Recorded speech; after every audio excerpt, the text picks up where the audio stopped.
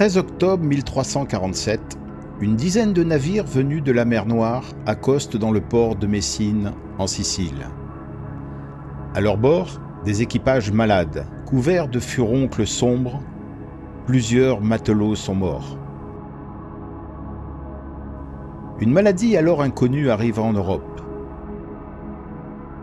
En moins de 5 ans, elle va exterminer près de la moitié de la population européenne. Ni les guerres, ni les famines n'avaient jamais provoqué un tel désastre. Les campagnes se vident, des villes et des villages entiers sont emportés, la peur règne en maître.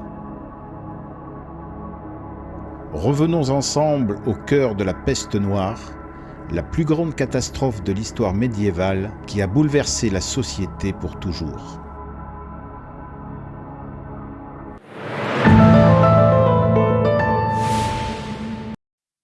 Mais tout d'abord, voyons d'où vient la peste noire.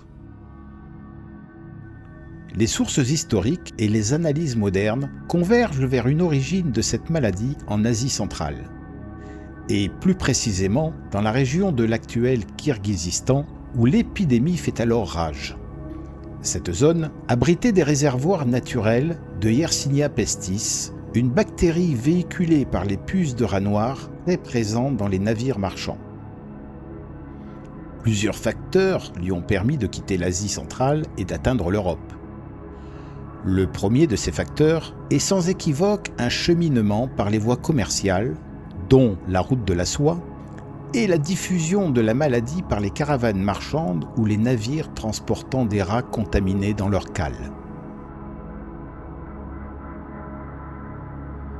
Le second facteur est lié à l'unification de l'immense empire mongol qui a facilité la circulation non seulement des marchandises, mais aussi des maladies. Toutefois, l'épisode déclencheur de la diffusion de la peste noire en Europe est lié au siège de la ville génoise de Kaffa, en Crimée. En effet, en l'an 1347, alors que l'armée mongole de la Horde d'Or assiège cette cité depuis 2 ans, une épidémie mortelle touche ses rangs et les ravage. Terrorisés, les Génois fuient la ville par bateau vers la Méditerranée, emportant involontairement la peste avec eux. Touchés à leur tour, les derniers survivants atteignent Messine en octobre 1347, faisant de la ville le point de départ d'une pandémie qui se propage à une vitesse terrifiante sur toute l'Europe par voie terrestre, fluviale et maritime.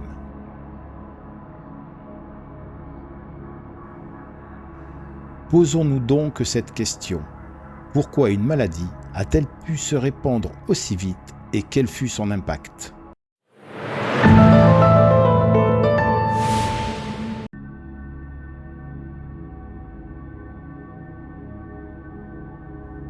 À l'arrivée de la peste, en 1347, l'Europe est un continent affaibli par les guerres, notamment celle de 100 ans qui ravage la France, et par une petite période glaciaire qui a ruiné son agriculture et son économie.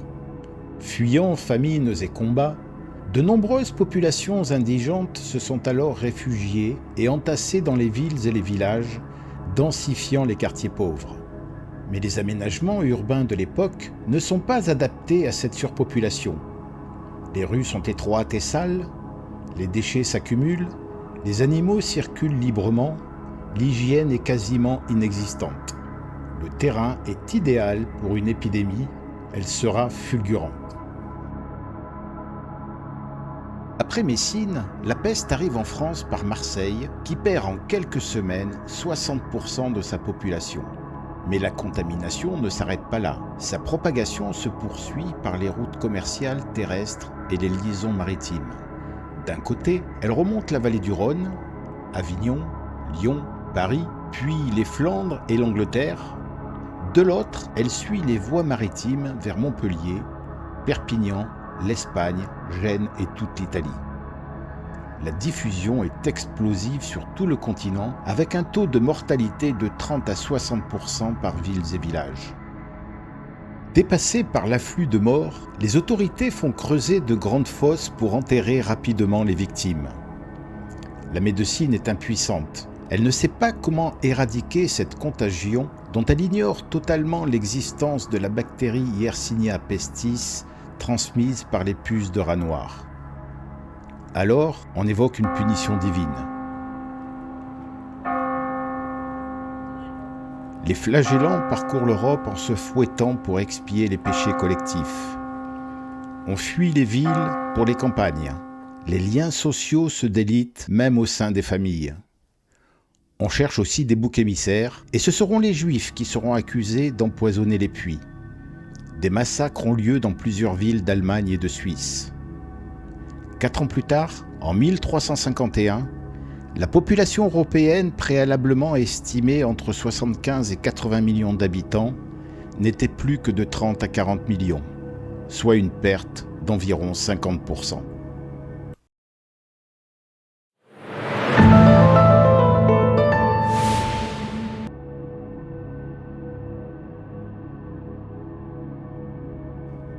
Les conséquences de la peste noire furent un bouleversement pour l'Europe médiévale et son évolution future.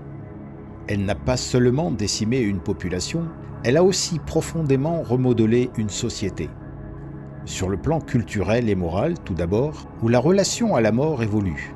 Elle devient même visible dans l'art et la littérature, avec l'omniprésence du thème des danses macabres, mais aussi dans le rapport avec la religion, dont l'échec des explications à la pandémie a provoqué une perte de confiance envers l'Église et ouvert la voie à une pensée plus empirique. Un changement sur le plan économique ensuite, car la chute démographique a créé une pénurie de main-d'œuvre qui permet alors aux paysans et ouvriers survivants de négocier de meilleurs salaires. Leur niveau de vie augmente et leur offre même la possibilité de quitter les seigneuries, ce qui entraîne de fait un recul du système féodal.